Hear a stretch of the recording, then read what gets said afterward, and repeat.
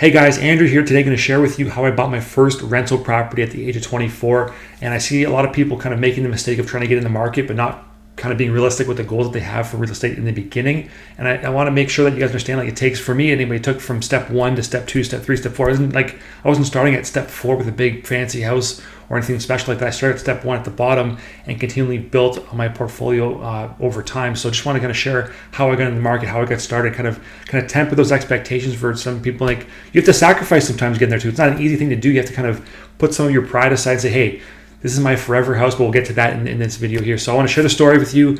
How about the first rental property, and here's how it all happened. So at the time, it was early 2012 into 2013. I had my first real kind of job in the engineering world. I was a surveying technician at the time.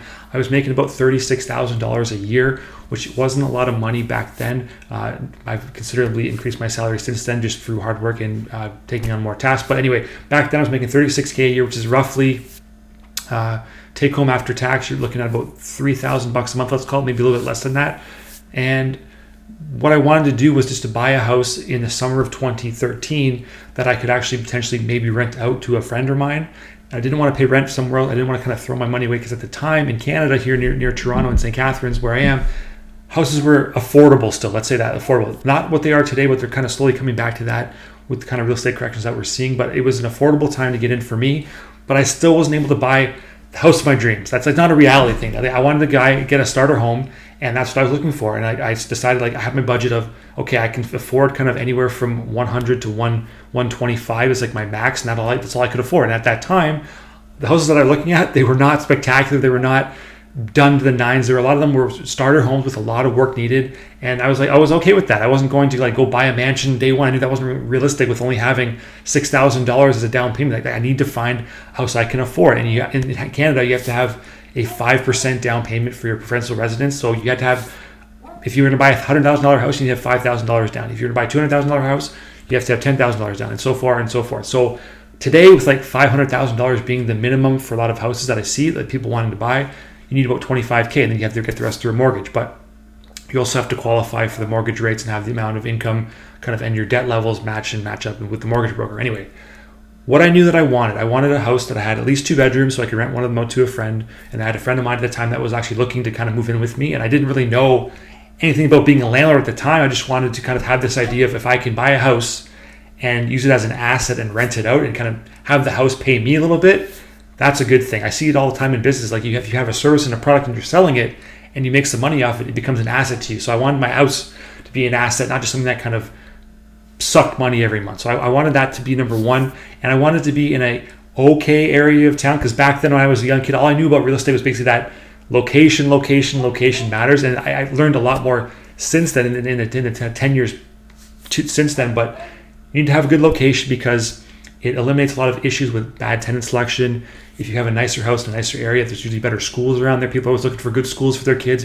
Maybe you can relate to that, having trouble finding a good school for your kid. So that's important for me too. And I want to be close to major transportation areas. Like, I want to have malls, grocery stores. I want to have a highway close to my house, bus routes, all that stuff. Because if I wanted to end up renting it out in the future, I want to make it an attractive house, or to sell it, I want to have it an attractive house where all the amenities are close by, so that you're not kind of taking a bus for an hour to get to the grocery store. You're not going to go 20 miles uphill dead both ways to school. You're going to be kind of close to everything you need to be close to in a decent area. And I knew that I could probably figure out a way to get it done if I just found the right house. So back at the time, I had my down payment, I had $6,000. I knew my kind of budget around the 100 to 125 kind of range. And I went and started looking at houses. I had a realtor that I used with my parents. They used this guy at the same time to buy their house 25 years ago. And so what I quickly learned was that there's a kind of an antiquated way of doing housing. And not that it was wrong, it was just different. It wasn't what I needed. I wasn't going to kind of see myself using this realtor long term after we went through and did one deal with this guy. So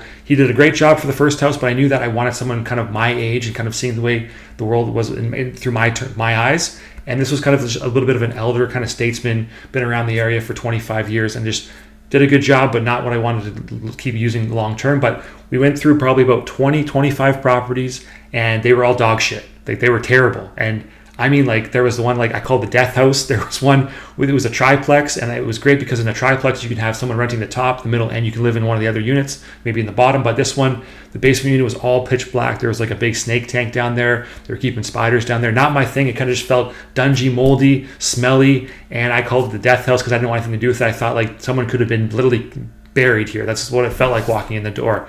And no disrespect to people living there, just that's not my kind of place I wanted to be. It was a bad part of town. Nothing about this house kind of stood out. There was another house that I went through where I couldn't fit in any of the downstairs rooms. I'm 6'6", I'm a big guy. I went down the stairs into the basement, and I'm going to crack my head on the headboard going through the stairs. I have to walk around like this kind of everywhere because the ceilings were like 6 feet high. So I knew that one wasn't going to be the one for me. I went through a whole bunch of other ones as well, and eventually I was in one with my parents, and I said, hey, this is really cool. It's about $150,000. There was 3 bedrooms, nice finished basement. And I thought, you know what, if I could just get the bank of mom and dad to kind of get on board, maybe you've been through that yourself, then maybe I can make this work. And I was quickly met with a resounding no. We can't get on board with this. You have to figure this one out for yourself, which I really appreciate now looking back, but maybe was a little bit kind of not bitter, but kind of off put, like, hey, I'm your kid, help me out. Like, this would be really cool, like, to have this place. But it was more of a, I want this. I don't actually need this. I can figure out a way to do this on my own. So I was really happy, and looking back again, I'm really proud and thankful for my parents that say, no, you're not going to help you with this. You have to go figure this out for yourself. So I ended up going back to the drawing board, saw a whole bunch more houses. And actually, the one that I ended up picking was one I was looking at on my work. I'm going to say it's on lunch, but it probably wasn't on my lunch break. I was kind of pretty much flipping through houses all the time. I could find some spare time at the time. So I'm sorry, Associated, but I did steal a couple hours there looking at houses on company time. But it worked out for me because I saw this house,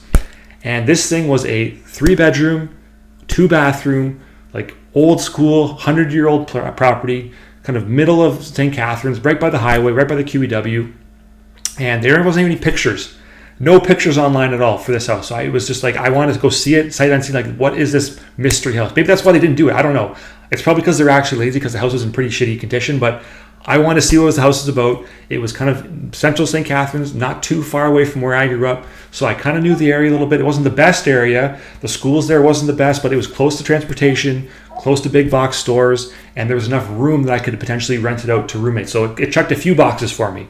And again, when you're doing this for the first time, you're not going to find the perfect house, or at least I didn't find the perfect house. So chances are it's a difficult thing to do. So if you can check a few of those boxes and maybe make concessions on the other ones, it's a lot easier to get yourself in the market and get started and start building that wealth equity long term, especially if you have someone in there or you're renting it out and you have money coming in the terms of a real asset. So my advice is this is what worked for me. Don't just try to hit every single box. You have to maybe make a concession here or there and just get yourself in the market is more important than actually getting the perfect house and just keep searching instead of waiting till everything's exactly right. What we did from there was we went through it and we actually saw this place, and I remember seeing it after work, and it was a nice little spot. It was all like shag, purple carpet. It was just a weird kind of layout with the place too. The kitchen was really small. The furniture they had there didn't really fit exactly well, and I just thought, you know what, this isn't terrible. There's a small backyard. The deck was gone to shit. All the railings are kind of broken off. So I said, you know what? If I get this house and I put an offer in and we get this, like I can work with this. I can live in this. I'm not going to looking for anything too fancy, but it's got the extra room. It's got parking. It's got like parking for 3 spaces on a gravel driveway, which is a pain in the butt to shovel in the wintertime. You can't even snow blow it. So I understand if you have that problem too. It's much nicer having concrete or asphalt as a driveway in terms of cleaning it. But I was like, whatever. I just want to get in the market and get a house. So I said 3 bedrooms, 2 bathrooms, okay. I talked to my buddy who wanted to rent a room for me. I said, are you going to like kind of come in? Is this a house okay for you? Just to kind of get an idea of where he's at. And I probably would have still bought the house even if he wasn't on board and just figured out a way to make it work. The mortgage at the time wasn't that expensive, so I ended up putting in an offer at $121. I think the house was listed at $125. I went $4,000 underneath the offer. I had concession of home inspection and financing, and I would always recommend getting a home inspection done, especially as a first-time buyer. You think you know stuff unless you're actually in the industry and you're in a building industry, you're in a home inspection kind of background, or you're in a real estate kind of home. You probably don't know enough on your own to kind of get the house under your belt. You want to get a home inspection done to make sure that the big appliances like the furnace, the roof, any of the plumbing, the electrical, mechanical stuff in the house is working and up to code. That way you're not left with any kind of surprising bills when you actually take possession of the house.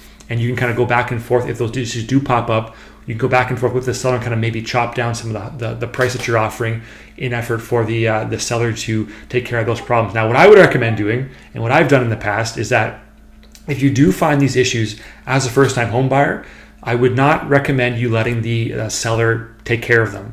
I would go get quotes for yourself and say, hey, I brought back 3 quotes to say like the roof needs to be redone. Get 3 quotes for the roof, and just so you have an idea of what the general price would be to get the roof done, and you present that to the seller and say, hey, this roof's going to cost $5,000 to get done.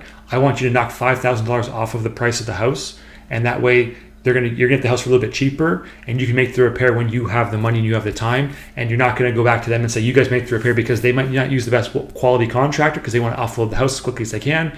They might not care about the quality of the work, and I'd rather have control over that repair myself rather than trusting someone else to go and do it and make it as good as I can. Like, nobody's going to take care of your house as well as you will. So that's kind of the mindset I had there, and what I try to do when I'm looking at houses that have these small kind of defects or things when they're leading up to the sale. I always want to kind of take a little bit of cash back off the purchase price, and then use that to kind of pay for the repair after I have the actual house under contract. So thankfully, there's nothing that was too messy with this on Well and Dad. This property, this 3-bed, 2-bath starter home, and I ended up putting the offer at $121. It was accepted. We had a normal is like 60 to 90 day closing period, so I think it was a 90-day for me, and that put me into getting the house on actual middle of 2013 in the summertime.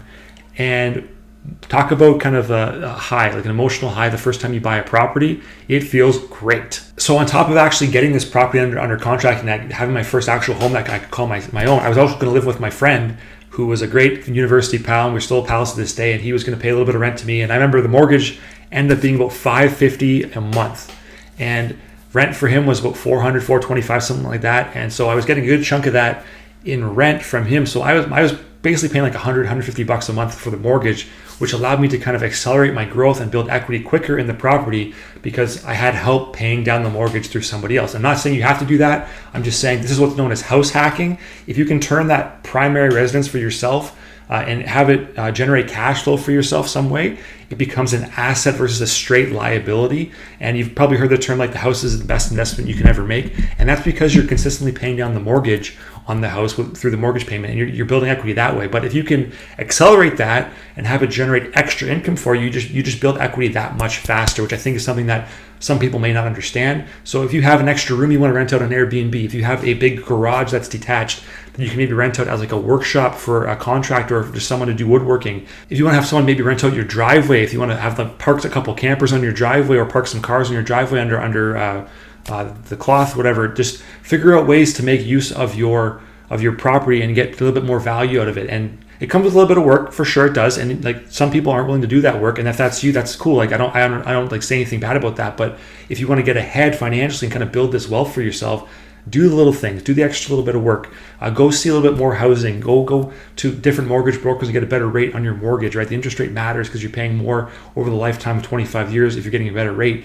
Go and see different houses in different areas. Maybe use a realtor or two to kind of get a different idea of where to invest, or pick a couple people's brains, and don't just rely on one person for one source of information. Like your advantage when you're doing this and trying to build financial freedom is it starts with step one, and that's on you. It's to build up your knowledge base, and the more information that you have in your mind, and that can be through books, podcasts, YouTube videos like this, whatever it is, the more information that you have, the more advantage you're going to have, because you have an educational and informational advantage over everybody else. If someone says the market's tanking, I don't want to buy, and you can say, well, it's not tanking, it's going to come back because of this reason, this reason, this reason, you have a huge advantage of someone who's just operating in this state of fear. But again, when you're getting started in real estate, for me, it had to be small. It had to be kind of step one, buy that first property, and then in the future, once you have that property in your portfolio, you can use it to then build the rest of your portfolio, extract some equity as you build it up over time. But it starts with the first property.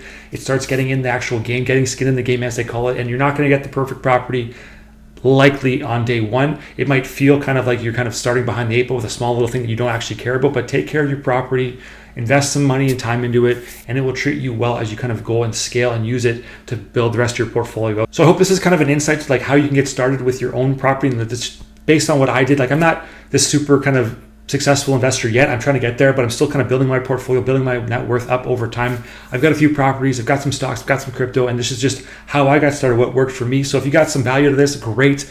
I hope it was valuable to you. I hope you guys can kind of use this, take it and go and kind of get the gears spinning in your own head. If you guys want to like and subscribe to the channel, that would be amazing, but only if you're getting good value from it, please. I want you guys to invest in the content, be here for the long ride, and hopefully what I can kind of keep on giving you guys just lessons from my own life that you can apply or not apply to your own life, and just take what works, apply it to you, and hopefully that helps you elevate yourself, helps you buy back your life, as I like to say. So that's first property for me. Hope you guys enjoyed the video, and I'll check you guys out on the next one.